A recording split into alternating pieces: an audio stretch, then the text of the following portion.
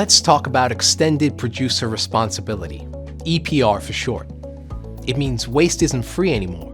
The companies that create it now have to cover the cost, not governments or taxpayers.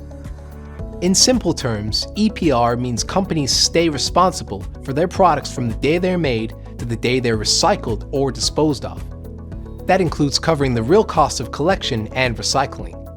It's a shift from the traditional take, make, waste model towards a circular economy where waste becomes the raw material for new products. Who needs to pay attention? If your business makes, imports, or brands products with lots of packaging, or operates in regulated sectors like electronics or textiles, EPR probably applies to you. In short, it targets the biggest contributors to waste.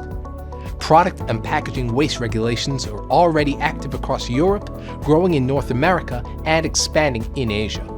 Why does EPR matter? Because the world is producing more waste than we can manage, especially packaging.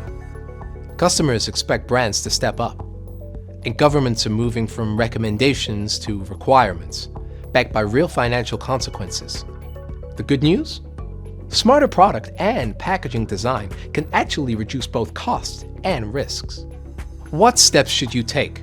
Start by designing products that generate less waste, use more recycled materials, and are easier to repair or recycle.